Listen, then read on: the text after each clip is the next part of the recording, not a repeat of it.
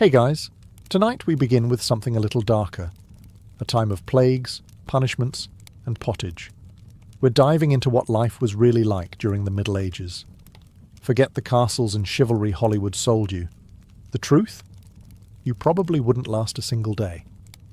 So before you get comfortable, take a moment to like the video and subscribe, but only if you genuinely enjoy what I do here. And let me know in the comments where you're tuning in from and what time it is for you. It's always fascinating to see who's joining us from around the world. Now, dim the lights, maybe turn on a fan for that soft background hum, and let's ease into tonight's journey together. Congratulations, you've just woken up in the year 1325. The good news? You're alive. The bad news? So are the fleas. Your bed is a half-rotted straw mattress stuffed with bugs and hay that smells like a barn floor, because it was a barn floor 3 months ago. There's no memory foam, no pillows, and definitely no Egyptian cotton sheets. Just a wool blanket that hasn't been washed since last winter, and now weighs roughly as much as a small cow from the accumulated grime. You blink awake as the church bell clangs in the distance. It's the medieval version of an alarm clock, only louder and somehow even less merciful. Your home is a wooden hut with one room, no windows, and a charming open-concept floor plan where your family, livestock and domestic insects all share the same space. The smell? Oh, it's a fragrant symphony. A subtle blend of stale beer, human sweat, goat, and something you pray isn't mould, but know in your soul probably is. Scented candles haven't been invented, and even if they were, they just melt on your dirt floor. You try to stretch, but immediately regret it, because the air is freezing and your joints ache. You're 22 years old, which in medieval terms is roughly middle-aged. Your spine creaks like an old wooden door, and your knees sound like a bag of rocks being shaken by a confused peasant. Getting out of bed is a gamble. The floor is either wet from last night's rain, which leaks through the thatched roof, or crusty from something your neighbour's chicken did. Either way, your bare feet are now part of the ecosystem. Oh, and privacy. What's that? Your entire family, and maybe a random cousin who just never left, are waking up beside you. There's no bedroom, no curtains, no me time. Just communal everything. Welcome to morning in medieval Europe, where you're never truly alone, because parasites, rodents, and 8 other people are always with you. And this is just how your day starts. It only gets worse from here. So, you've managed to crawl out of your medieval haystack of horrors. Congrats. Now nature calls. And it's not calling politely. It's screaming. Here's the part where you start missing the modern bathroom. There's no toilet, no seat, no toilet paper, no flush, not even a mildly resentful plunger in the corner. In the 14th century, relieving yourself is an adventure, a social experiment, and often a small public event. If you're a peasant, your bathroom is likely a wooden bucket behind the house, which is already full because Uncle Wolfstan had a rough night after eating bad turnips. The smell is biblical. You hold your breath, do your business, and then, here's the kicker, toss it into the street. Yes, the street. You're supposed to shout something like "Gardez-lou" before dumping it out the window. That's Old French for "watch out below," although frankly no one ever moves fast enough. Streets in medieval towns are open sewers, a charming river of human waste, animal droppings and mystery liquids you'd rather not examine.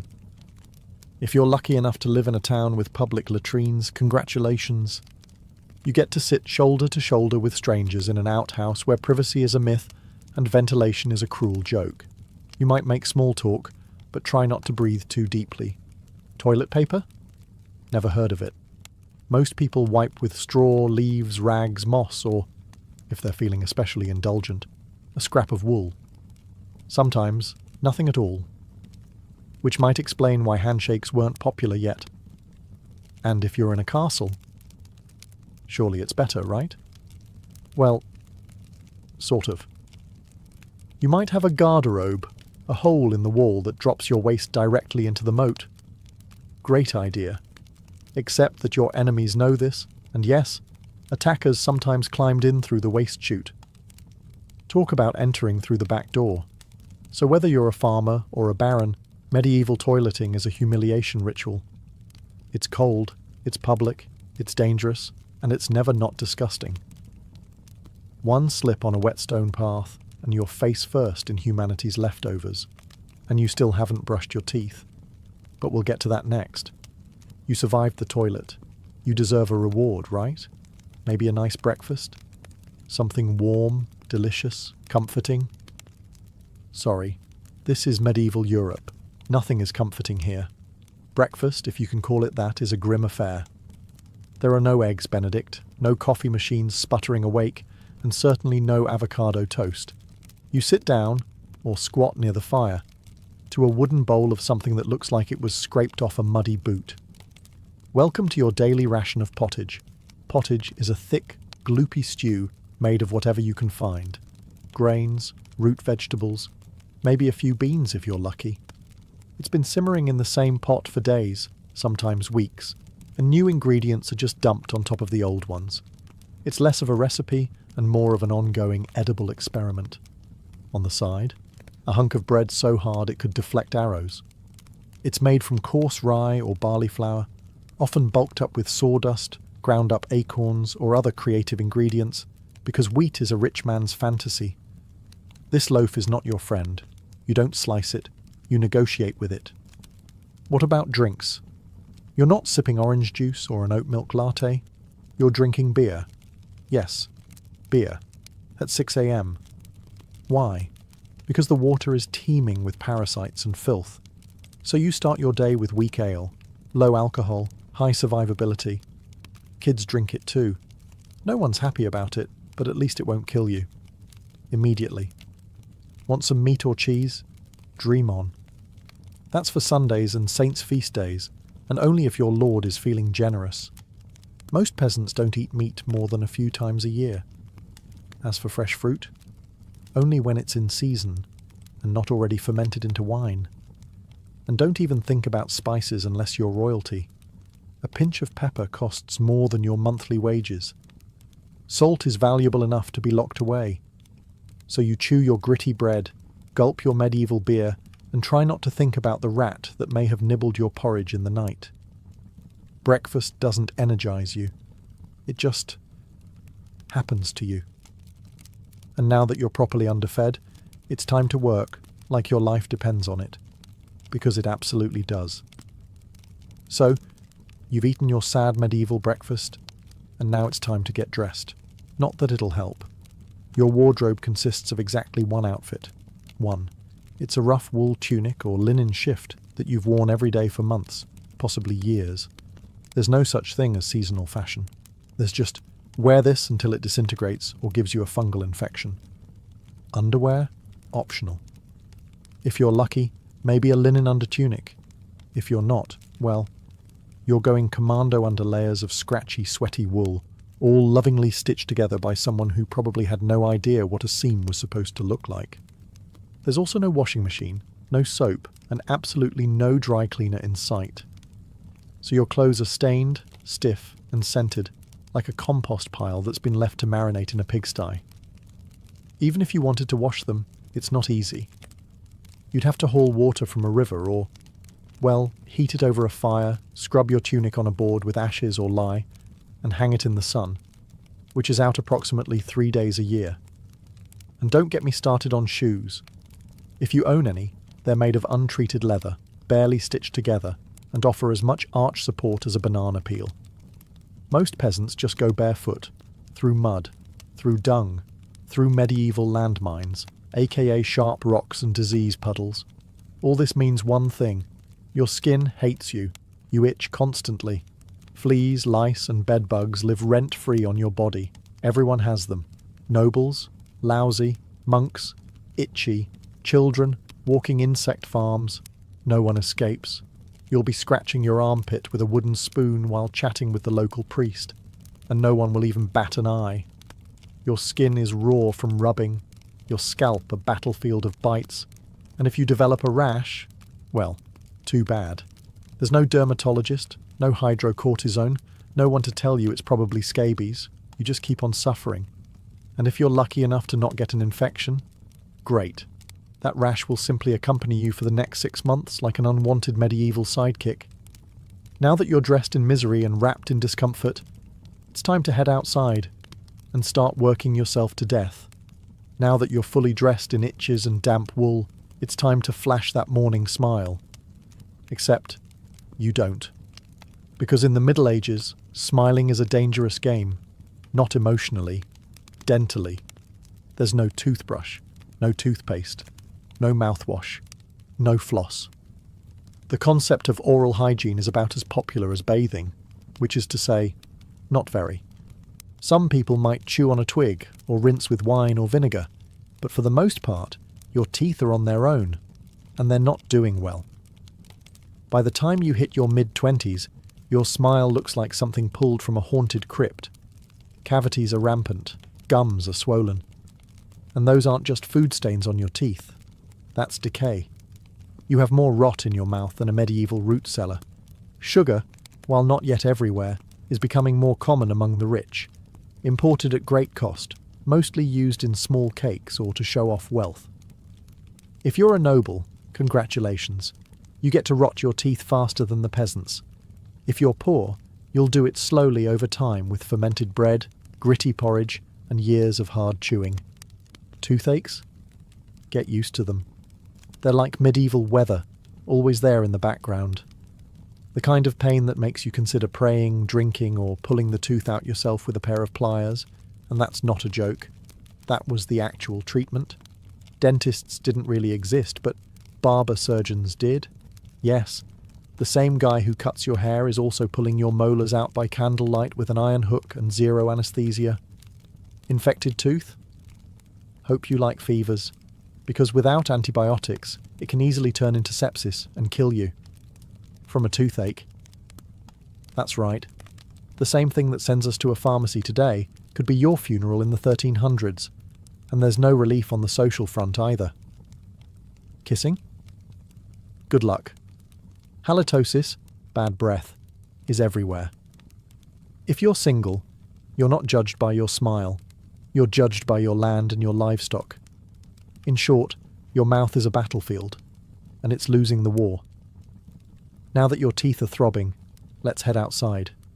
Because your real job, the one that will break your back, is just getting started. Time to head to work. Except there's no office, no desk, no coffee break, and no chance of promotion. Your job, if you're like 90% of the population, is simple. Don't die while labouring for someone else's comfort. You're a peasant. Congratulations. That means you work the land that belongs to a lord who probably doesn't remember your name.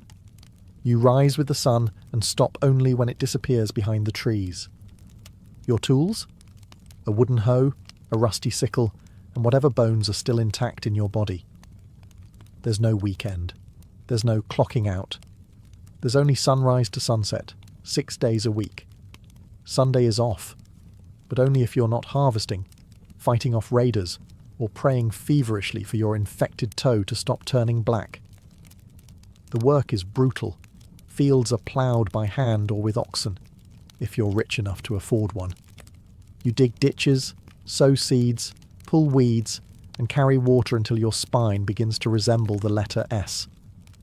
No one cares if you're tired. No one's asking how your mental health is doing. If you're a woman, surprise. You don't just do fieldwork. You also care for children, clean, cook, spin wool, feed animals, and pretend your husband's lice infestation isn't slowly migrating to your side of the bed. Children? They start helping out around age 5. No school, no toys, just a tiny wooden rake and a dream of one day not dying of the flu. And if you're one of the few who isn't a farmer, maybe you're a blacksmith, a tanner, or a cooper. Great. You still work with fire, chemicals, or animal guts all day in poorly ventilated sheds. The pay? Basically survival. The perks? Occasional bleeding. Break a bone? Too bad. Get a fever, drink some warm beer and keep going. You can't afford to stop. Not even for a day. Because if you don't work, you don't eat. And if you don't eat, well, medieval Europe has a solution for that. It's called being replaced. So you grip your shovel, ignore the blisters, and keep digging. Because in the Middle Ages, your job isn't a career, it's a slow-motion endurance test. Now that your back is on fire from labouring in the fields, let's talk about the weather. Because in the Middle Ages, temperature is less about seasons and more about ongoing punishment from the sky. Let's start with winter. There's no insulation, no central heating, and no weatherproofing. Just wooden walls with gaps you could throw a chicken through. Your windows? Covered with cloth, not glass. The fire in the hearth? Nice in theory, but you don't have enough firewood to keep it going because wood is expensive, and gathering it from the forest is sometimes illegal. Yes, you can be executed for picking up the wrong stick from the wrong forest. You bundle up in your one damp wool tunic, huddle near the dying embers, and still wake up with your nose frozen. Your feet? Permanently cold, often damp. Your fingers? So stiff they feel like tiny medieval popsicles. Frostbite isn't diagnosed, it's just called bad luck. Now fast forward to summer. Sounds better, right? Wrong. In summer, your home turns into a clay oven. There's no fan, no cross breeze, and absolutely no deodorant.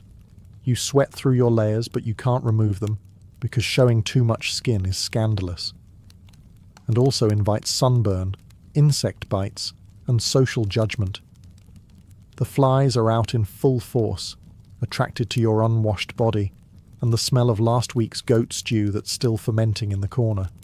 Mosquitoes buzz by your ear while you sleep, assuming you can sleep through the sound of your neighbours yelling and babies crying. In the fields, the sun bakes you. No sunblock, no hat, unless you've fashioned one out of straw like a desperate scarecrow. And the worst part, you still have to work. Heatstroke is just called taking a bad turn, so you're either shivering in your own hovel, wondering if your toes will make it to spring, or you're sweating through your only pair of socks while your thighs chafe into oblivion. And the one thing that never changes, no matter the season, your clothes still itch, your food is still terrible, and your next job, still waiting. Welcome to climate control, medieval style. There is none. Feeling thirsty? Need to freshen up? Want to splash a little water on your face to wake up from this damp fever dream of a life? Too bad. In medieval times, water isn't your friend. It's trying to murder you quietly. Let's start with drinking. The nearby stream looks fresh, bubbling and clear, like something out of a fantasy movie. But spoiler alert, it's not. Upstream, someone just dumped a chamber pot into it. And if not that, then a dead pig is probably decomposing in it. Parasites, bacteria, and the entire microbial army of medieval Europe are waiting in every sip. That's why people drank beer. Yes, beer, even children. But before you imagine medieval kids doing keg stands, understand that it was small beer, weak in alcohol, strong in survival. Brewing boiled the water, so it was safer than whatever flowed through the town ditch. Wine was another option. If you were rich enough to afford it, and unconcerned with functioning properly before noon. What about bathing? Surely water was used for cleaning. In theory, yes. In practice, absolutely not. See, back then, people believed bathing actually opened your pores and let the disease in. That's right. Washing yourself was considered medically risky. You were cleaner, apparently, if you never removed the protective layer of filth caked onto your skin. Communal bathhouses did exist, but they quickly gained reputations as places for gossip, scandal, and sometimes full-on medieval extracurriculars. So naturally, the church got involved and shut many down. Even if you did want to bathe, it was a full production. You'd need to fetch water from the well, boil it over a fire, fill a wooden tub that leaked, and then pray no one else in the house used it before you. Or worse, after. And rainwater? Collected in open barrels where birds poop, insects breed and moss thrives. Sounds refreshing, doesn't it? So whether it's going in your mouth, on your body, or onto your crops, water in the Middle Ages is less of a life source and more of a gamble. One wrong gulp, and you're spending your final days sweating in a straw bed, clutching your stomach, and contemplating all your life choices. Next time you sip tap water, raise a glass for our ancestors. They didn't have the luxury of hydration without hazard, so you drank the water, or maybe you didn't. Maybe you just stubbed your toe on a rock shaped like disappointment. Either way, you're sick. You need help. You need a doctor. Too bad you live in the Middle Ages where medicine is really just polite torture with a theology degree. Let's start with the diagnosis. Everything wrong with you, whether it's a cough, rash, broken bone, or the creeping plague, is caused by your humours being out of balance. The 4 humours were blood, phlegm, yellow bile, and black bile. According to medieval science, your health depends on keeping them balanced, like some sort of internal soup. Got a fever? Too much blood. The answer? Bloodletting. That's right. Let's drain your life force into a bowl using a dull blade or a hungry leech. And yes, barbers were often the ones doing it. Imagine getting a haircut and a hemoglobin extraction in one sitting. 2 for 1, baby. Feeling sad or anxious? That's clearly an excess of black bile. The cure? Laxatives. Maybe a warm herbal purge. Or just prayers and a cold compress while everyone avoids eye contact with you and starts carving your coffin. Now, if you break a bone or get a nasty wound, you're in real trouble. There's no anesthesia, unless you count passing out from pain. Surgery is done with knives that haven't been cleaned since the Crusades. Tools are heated over fire not for sterilization, but because they just look scarier that way. Antibiotics? Centuries away. Germ theory? Not invented yet. They think disease comes from bad air or God being annoyed with your moral failings. Got a stomachache? Must have been your sinful thoughts. Hope you like confessing while vomiting. If your condition gets worse, you'll be treated with more leeches, possibly some crushed beetles, and a priest at your bedside giving last rites just in case. At this point, they're preparing for the cure known as death. And if, by some miracle, you recover, everyone just assumes God took pity on you. The doctor takes full credit and the leech gets promoted. So yes, in the Middle Ages, medicine is less about healing and more about surviving the cure. After a long day of labour, lice, and leeches, it's finally time to eat. You shuffle back to your hovel, stomach growling, ready for the one joy left in life, a warm meal. Bad news. Your meal is probably trying to kill you. Let's begin with the basics. Food preservation doesn't really exist. There's no fridge, no freezer, just salt, smoke, or the hope that winter air keeps things fresh. Your meat, if you're lucky enough to have any, has been hanging for days, covered in flies, marinated in questionable brine, and possibly shared with a rat or 2. Bread is the cornerstone of the medieval diet, but even that isn't safe. In bad harvest years, desperate peasants bulk it up with bark, sawdust, or even clay to make it stretch. And if it's rye season, there's a bonus. Ergot, a fungus that causes convulsions, hallucinations, and sometimes death. It's like eating bread laced with LSD and tetanus. Vegetables? Only if they're in season. And you know what's always in season? Turnips. So, many. Turnips. Boiled, mashed, or floating in pottage, which, if you remember from Chapter 3, is basically a hot swamp of mystery ingredients that's been simmering since your great-grandfather's funeral.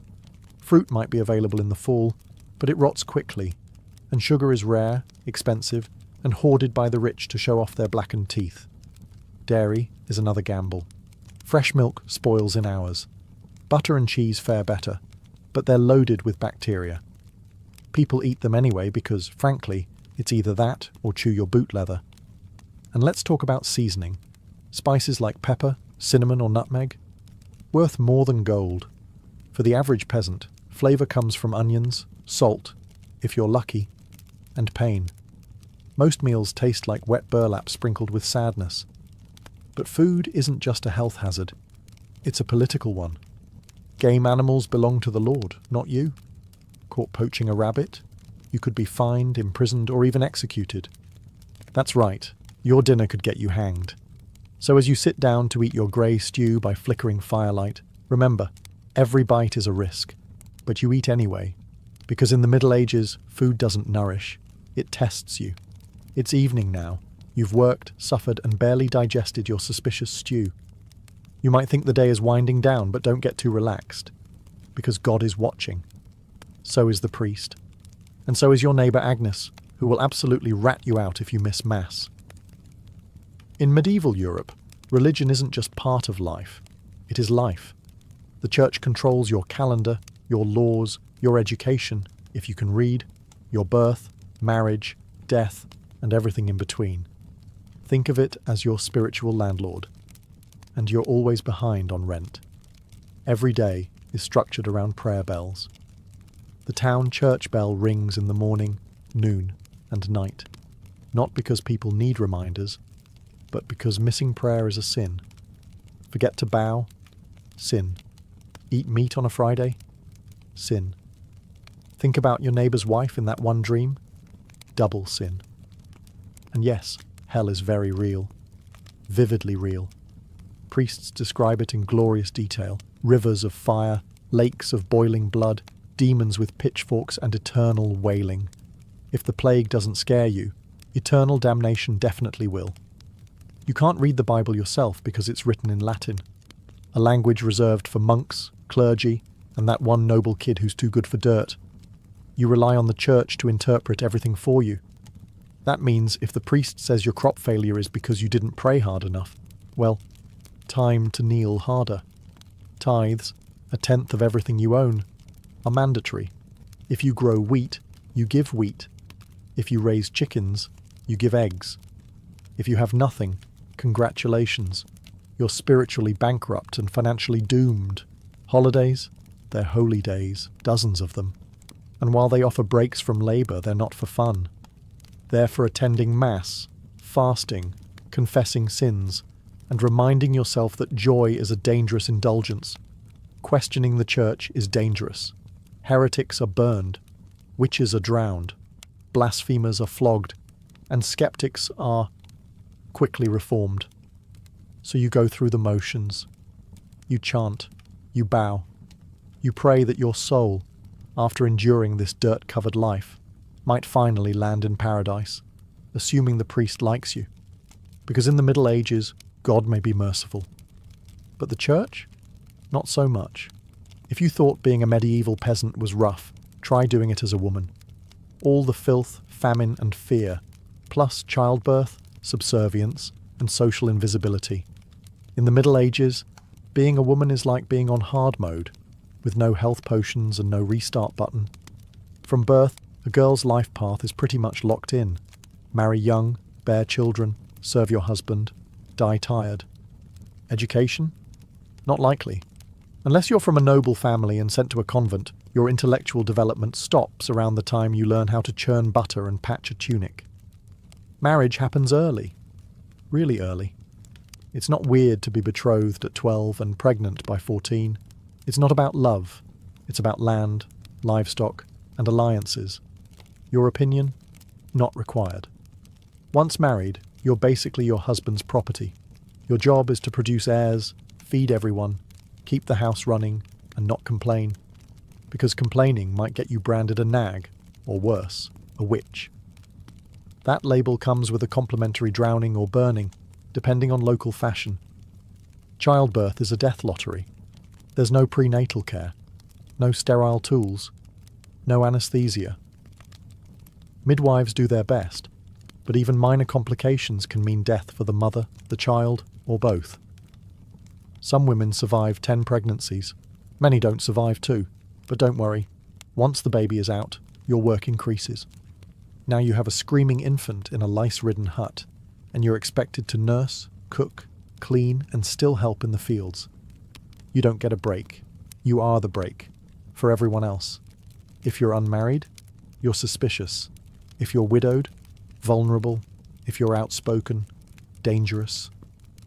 Women who didn't conform were often accused of witchcraft, especially if they had herbal knowledge, a strong personality, or just looked at someone funny on a rainy Tuesday. Even in the church, your role is limited. Nuns lived under strict rules. No speaking without permission. No freedom of movement. and your spiritual worth, always ranked below men. In short, if you're a woman in the Middle Ages, you're expected to endure, obey, reproduce and suffer in silence, ideally while smiling. Because even in a time of universal suffering, women were somehow expected to suffer gracefully. So far, you've battled filth, starvation, social injustice, and possibly a goat. But just when you think your day can't get any worse, here comes violence, loud, bloody, and often completely acceptable by medieval standards. Let's be clear, the Middle Ages were not peaceful. The idea of law and order mostly meant, hope the local lord isn't in a bad mood. Violence is everywhere. In the home, in the streets, on the battlefield, in church disputes, and sometimes in line at the communal bread oven. Crime is common, punishment is brutal, and justice is more performance art than protection. Steal a loaf of bread, you could lose a hand. Accused of lying, your tongue might get pierced. Gossip too much? Meet the scold's bridle, a metal mask strapped to your head with a bar in your mouth. For correction, of course, let's say you're accused of something serious. Heresy, theft, witchcraft. How do you prove your innocence? By being tortured, obviously. Welcome to trial by ordeal. One version, you stick your hand in boiling water to retrieve a stone. If it heals without infection in 3 days, you're innocent. If not, you're guilty. Another option, you're tossed into a river. If you sink, you're innocent, and probably dead. If you float, you're guilty, and will be punished anyway. It's like a medieval game show where the prize is survival and the host is actively rooting against you. And if you're sentenced to death, that's a public event. Executions are performed in front of cheering crowds. Hangings, beheadings, burnings. Sometimes people bring snacks. It's the medieval equivalent of cable TV. Domestic violence, completely normal.